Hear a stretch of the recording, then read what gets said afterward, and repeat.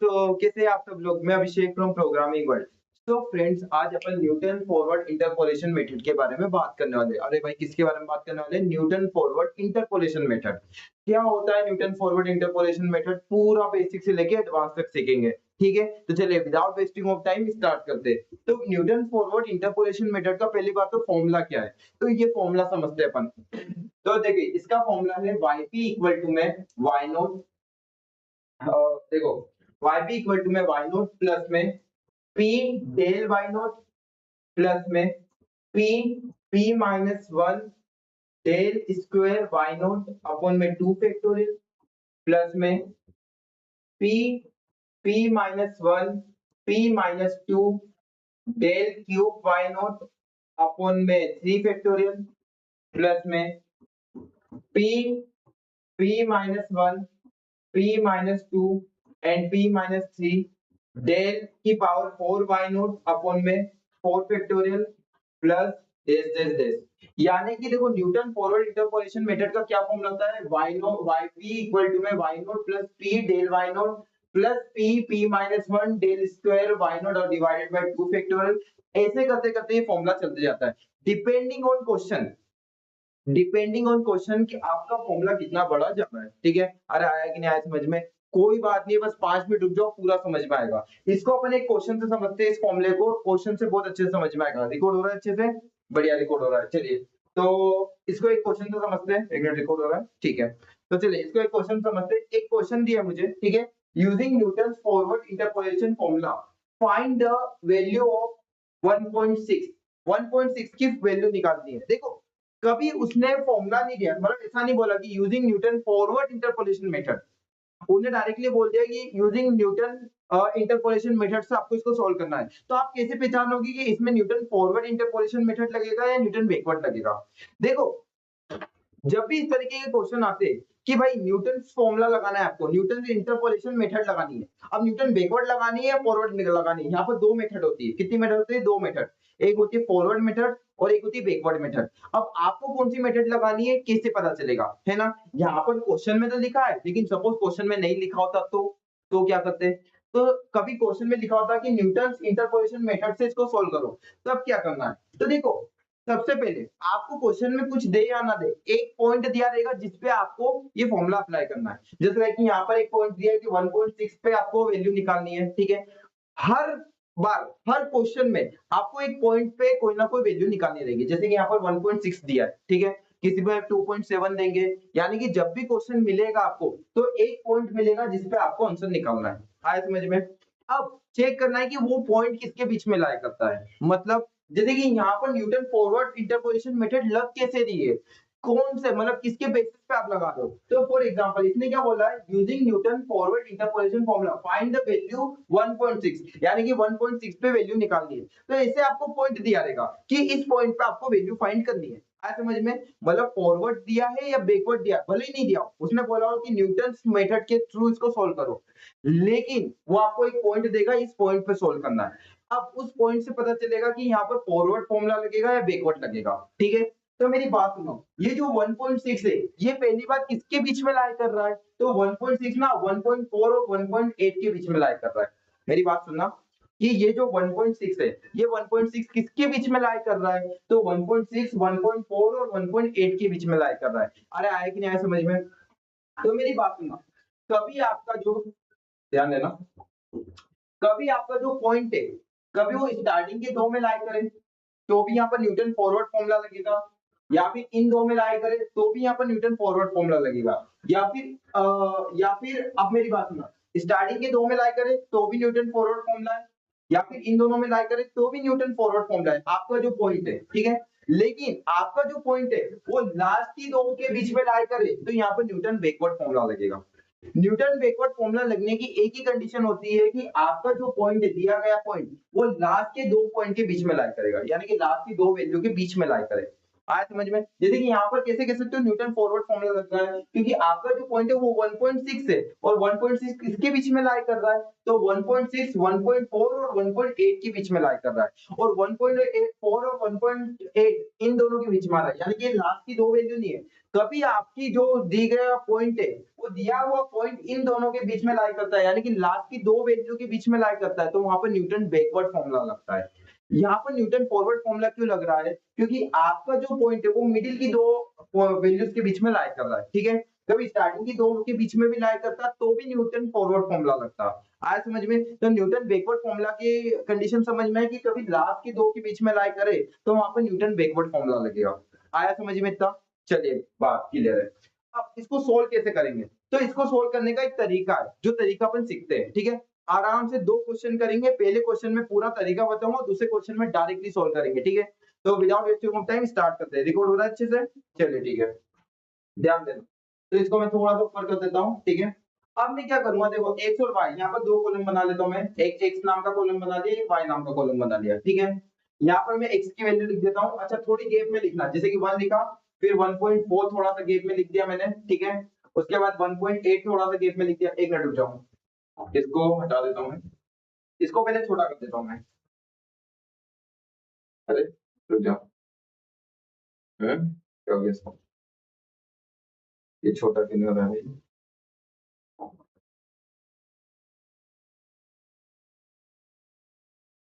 Okay, चलो, okay, एक minute, हाँ। हम्म, इसको छोटा कर देता हूँ मैं। चलिए, अब ध्यान देना, यहाँ पर ध्यान देना, मैं क्या करूंगा, ये जो एक्स और वाई है ना रो, इनको मैं कॉलम्स में चेंज कर दूंगा। तो मैं यहाँ पर कॉलम में चेंज कर रहा हूँ, मैंने क्या किया, यहाँ पर ध्यान देना, मैंने एक एक्स नाम का कॉलम बना लिया और एक वाई नाम का कॉलम बनाया, ठीक है। ध्यान देना, एक्स की वैल्यू लिख देता हूँ, थोड़ा गैप में लिखना, 1, फिर क्या आएगा 1.4, ठीक है, फिर क्या आएगा 1.8, ठीक है, फिर क्या आ रहा है 2.2, ठीक है। ऐसे थोड़ा गैप में लिखना, ठीक है, क्यों लिखना है समझ में आएगा। फिर एक्स के 1 के सामने क्या है, 1 के सामने 3.49 है, तो यहाँ पर 3.49 आ गया। फिर 1.4 के सामने क्या है 4.82, तो यहाँ पर 4.82 आ गया। फिर 5.96 के, सॉरी 1.8 के सामने क्या है 5.96, तो यहाँ पर 5.96 आ गया। फिर 2.2 के सामने क्या है 6.5, तो यहाँ पर 6.5 आ गया। ये आया कि नहीं आया समझ में? इतना कर लेना बस आप, ठीक है, इतना कर लेना। अब क्या करना है, मेरी बात ध्यान से सुना, ठीक है। एक्स और वाई दो कॉलम बन गए, ठीक है। अब इसका नाम मैंने डेल वाई दे दिया, अब जो नेक्स्ट कॉलम रहेगा वो डेल वाई रहेगा, ठीक है। बस समझते जाओ क्या कर रहा हूँ, सीखो, ठीक है। नेक्स्ट क्वेश्चन में बहुत अच्छे से समझ में आएगा, और अभी भी आएगा, कोई चिंता नहीं है। इसके बाद वाला क्या होगा, डेल स्क्वायर वाई होगा।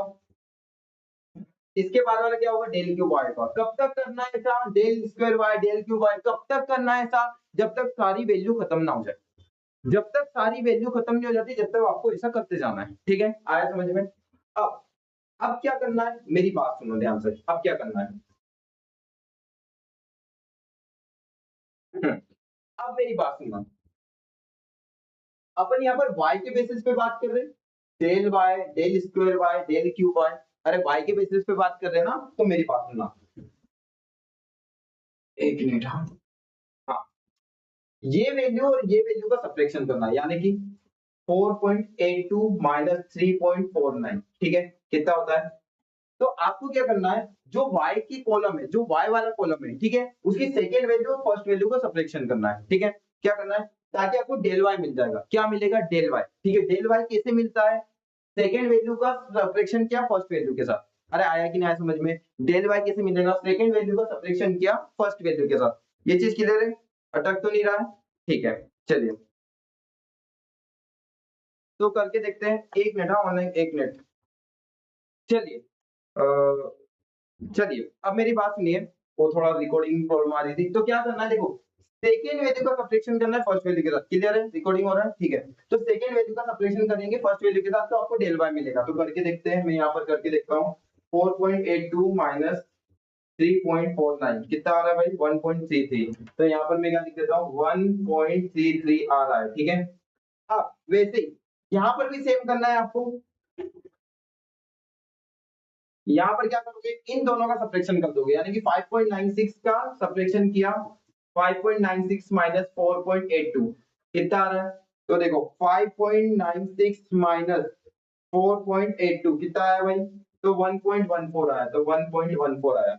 अरे आया कि नहीं आया समझ में। तो कभी आपको डेल वाई चाहिए तो आप कैसे करोगे कि वाई वाली जो पोजीशन है, वाई वाला कॉलम है, उसकी सेकंड वैल्यू फर्स्ट वैल्यू का सब्ट्रैक्शन करोगे, फिर वही थर्ड वैल्यू सेकंड वैल्यू का करोगे, ऐसे करते जाना है, ठीक है। तो आपको डेल वाई मिल जाएगा।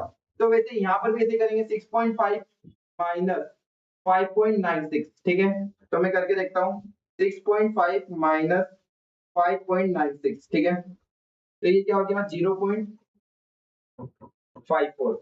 अरे आया कि नहीं आया समझ में, क्लियर है। चलिए ठीक है, समझते हैं, ध्यान देना। अब अब आपको क्या मिल गया, डेल वाई मिल गया। डेल वाई की वैल्यू क्या है, 1.33, 1.14, 0.54, ठीक है। अब आपको डेल स्क्वायर वाई निकालना है। देखो डेल वाई निकालने के लिए मैंने वाई के साथ ये प्रोसेस किया था, अब डेल स्क्वायर वाई निकालने के लिए मैं डेल वाई के साथ ये प्रोसेस करूंगा। आया समझ में, जैसे कि डेल वाई निकालने के लिए वाई वाले कॉलम के साथ ये प्रोसेस किया था, अब डेल स्क्वायर वाई निकालने के लिए डेल वाई के साथ ये प्रोसेस करूंगा। तो चलिए ये वाली प्रोसेस डेल वाई के साथ करके देखते हैं। तो यहाँ पर क्या करेंगे अपन, यहाँ पर भी सेम करते हैं। अब सेकंड वैल्यू का सब्ट्रैक्शन फर्स्ट वैल्यू के साथ करेंगे, तो देखो सेकंड वैल्यू आने की 1.14 माइनस 1.33, ठीक है। अब इन दोनों का सब्ट्रैक्शन करके देखो, तो 1.14 माइनस 1.33 कितना हो गया, माइनस 0.19, ठीक है। फिर वैसे ही यहाँ पर करो, 0.54, 0.54 माइनस क्या आ रहा है, 1.14, ठीक है। तो 0.54 माइनस 1.14 कितना होता है, 0.54 माइनस 1.14 माइनस 0.6 आ रहा है, माइनस 0.6, ठीक है। तो देखो अब डेल स्क्वायर वाई भी आ गया अपना, ठीक है। अब अपन को क्या निकालना है, डेल क्यूब वाई निकालना है। डेल क्यूब वाई कैसे निकलेगा, जो काम डेल वाई के साथ किया, जो काम डेल स्क्वायर वाई के साथ किया, वही काम डेल क्यूब वाई के साथ करेंगे, यानी कि डेल स्क्वायर वाई का सब्ट्रैक्शन डेल क्यूब वाई आएगा। करके देखते हैं। तो यहाँ पर कर लेता हूँ मैं, तो यहाँ पर क्या है, माइनस 0.6, फिर माइनस ये फॉर्मूले का माइनस और ये इसका माइनस, तो माइनस 0.19, ठीक है। क्या आता है समझते हैं।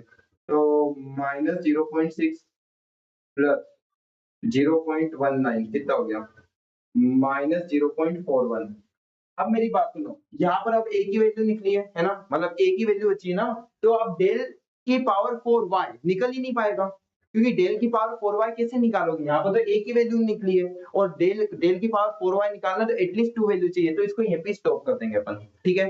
तो फॉर्मूला इस अकॉर्डिंग बनेगा। अरे आया समझ में, यानी कि अपना जो फॉर्मूला है, अपना जो ये है, ये अपन यहाँ तक ही, ये फॉर्मूला यहाँ तक ही चलेगा अपना, ठीक है, यहाँ से यहाँ तक। इसको अपन कंसीडर नहीं करेंगे, क्यों, क्योंकि डेल की पावर 4y अपने पास है ही नहीं, वैल्यू ही नहीं इतनी। चलिए, रिकॉर्ड हो रहा है अच्छे से, ऑनलाइन रिकॉर्ड हो रहा है, ठीक है। चलिए, तो अब अपन ने ये निकाल लिया, अब अपन क्या निकालेंगे, अब मेरी बात सुनना। अब सबसे पहले किस पॉइंट पे निकालना है मुझे ना, 1.6 पे निकालना है। क्या निकालना है, 1.6 पे। तो जिस पॉइंट पे निकालना है उसको मैं xp मान लूंगा। xp कितना है मेरा, 1.6 है।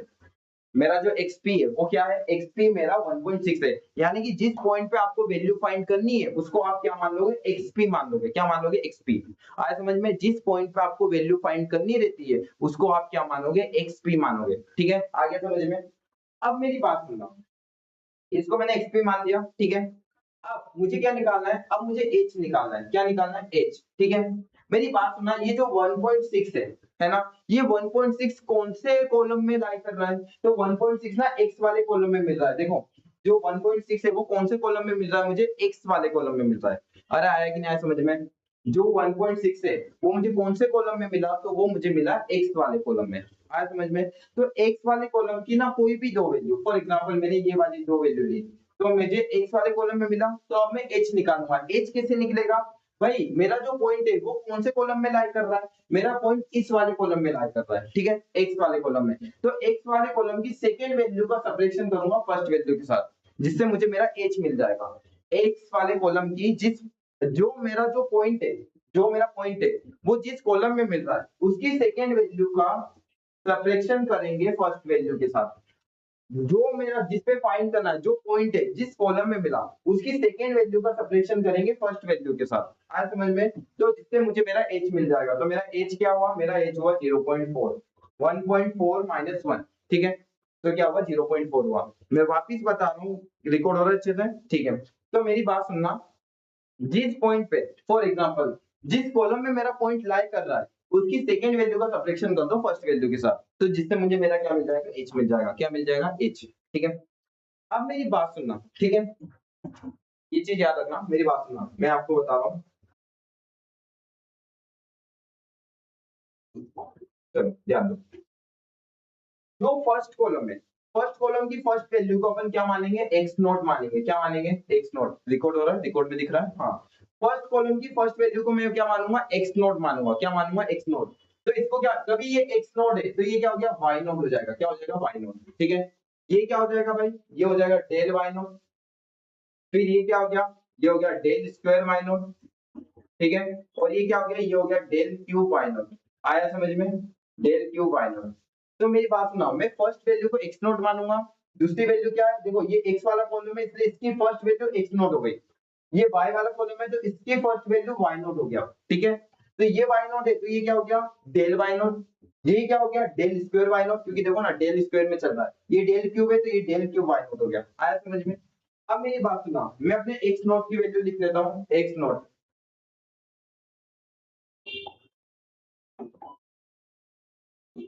हाँ, मेरा एक्स नोट क्या है? अरे मेरा एक्स नोट क्या है? तो मेरा एक्स नोट है 1।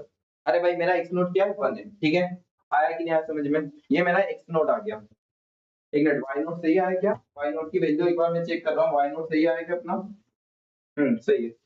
चलो, तो एक्स नोट क्या है? मेरा 1 है। ठीक है, अब मुझे क्या निकालना है? अब मुझे पी निकालना है। क्यों? क्योंकि मेरा फॉर्मूला देखा जाए तो मुझे पी की जरूरत है। देखो ये पी है, ये पी निकालना है। ये पी निकालने का फॉर्मूला क्या होता है भैया? अभी तक अपन ने ये एक्स पी, ये एच क्यों निकाला, ये एक्स नोट क्यों निकाला? अरे भाई पी निकालने के लिए। पी का फॉर्मूला क्या होता है सुनना। तो पी का जो फॉर्मूला है, पी का फॉर्मूला मैं बताता हूँ। पी का फॉर्मूला होता है x P minus x note upon में एच। ठीक है, तो अब लगा दो। अब xp क्या है मेरा? xp है 1.6, 1.6 माइनस एक्स नोट की वैल्यू क्या है? 1 है। अपॉन में h क्या है मेरा? 0.4। ठीक है, तो इसको सॉल्व करो। तो इसको सॉल्व करके देखता हूं मैं। देखो 1.6 माइनस 1 डिवाइडेड बाय 0.4 क्या आ रहा है? 1.5 आ रहा है। 1.5 ही आ रहा है, चेक कर लेना। ठीक है, तो मेरा जो p है वो 1.5 आ रहा है। बस, आपको सारी वैल्यू मिल गई। आपको p मिल गया, हाँ मिल गया। आपको ये सारी वैल्यू मिल गई, हाँ मिल गई। अब फॉर्मूला अप्लाई करो। फॉर्मूला क्या बोलता है? चलो मैं फॉर्मूला अप्लाई करता हूँ। मैं यहाँ आ जाता हूँ। फॉर्मूला क्या बोलता है? yp इक्वल टू में yp। ठीक है, तो yp इक्वल टू में आपको क्या है? y नोट प्लस में क्या आ जाएगा? p del y naught plus में क्या आ गया? p p minus 1 del square y naught upon में 2 फैक्टोरियल। फिर क्या आ गया? p p minus 1 p minus 2 del cube y naught. ठीक है, अपॉन में 3 फैक्टोरियल। तो अभी देखा जाए तो मेरे पास डेल क्यूब तक की वैल्यू है ना? हाँ डेल क्यूब तक ही है, तो अपन डेल क्यूब तक चलाएंगे। ठीक है, तो कोई दिक्कत वाली बात नहीं, डेल क्यूब तक ठीक है। Plus this this this. चलिए अब फॉर्मूले के अकॉर्डिंग पुट करते जाते हैं अपन वैल्यू। ठीक है, तो yp इक्वल टू में y नोट की वैल्यू क्या है? तो y नोट की टेबल में देखते हैं। तो देखो मेरा y नोट ये रहा 3.49, तो मैं यहाँ पर पुट कर देता हूँ 3.49। तो मैंने लिख दिया 3.49 प्लस, रिकॉर्ड हो रहा है अच्छे से? ठीक है, रिकॉर्ड हो रहा है। चलिए अब p, p की वैल्यू क्या निकली मेरी? मेरा p क्या निकला? तो मेरा p निकला 1.5। तो 1.5 लगा दो, तो क्या आ गया? 1.5 multiply by del y naught. Del y naught क्या है भाई मेरा? तो यहाँ पर देखा जाए तो डेल वाई नोट ये रहा। डेल वाई नोट क्या है? 1.33। डेल वाई नोट क्या है? 1.33। तो यहाँ पर मैं कर देता हूँ मल्टीप्लाई बाय 1.33। ठीक है, प्लस p, p की वैल्यू क्या है? 1.5 है, तो 1.5 मल्टीप्लाई बाय 1.5 माइनस 1 अपॉन में 2 इंटू 1। क्योंकि देखो फैक्टोरियल को जब सॉल्व करेंगे तो 2 का फैक्टोरियल क्या होता है? 2 इंटू 1 होता है। ठीक है, multiply by del square y naught. Del square y naught की वैल्यू क्या है? डेल स्क्वायर वाई नॉट ये रहा माइनस 0.19 है, डेल स्क्वायर वाई नॉट की वैल्यू क्या है माइनस 0.19, तो मेरा हो गया माइनस 0.19, ठीक है। प्लस इसकी बात करते हैं पी क्या है भाई मेरा 1.5 है, multiply by 1.5 minus 1 multiply by 1.5 minus 2 multiply by del cube by naught, del cube by naught की वैल्यू क्या है भाई, डेल क्यूब बाय नोट है माइनस 0.41, तो माइनस 0.41 अपॉन में 3 into 2 into 1 plus del z del. तो अब इसको सोल्व कर लेते हैं, चलिए इसको सोल्व करके देखते हैं, ठीक है। तो स्टेप बाय स्टेप सोल्व करेंगे, ठीक है। इसको मैं ऊपर कर देता हूँ yp इक्वल टू में 3.49 as it is plus 1.5 into में 1.33, तो 1.995 आ रहा है प्लस अब 1.5 देखना इधर 1.5 multiply by 1.5 minus 1 divided by 2। एक मिनट यार इसको सोल्व कर लेते हैं, थोड़ा सा कैलकुलेशन प्रॉब्लम है।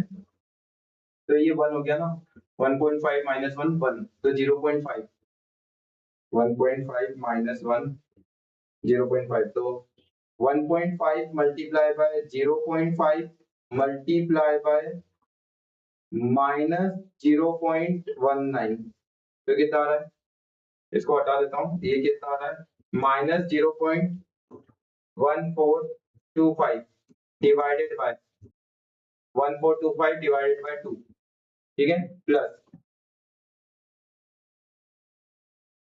1.5 माइनस 1 0.5, ठीक है, 1.5 माइनस 2 माइनस 0.5, ठीक है।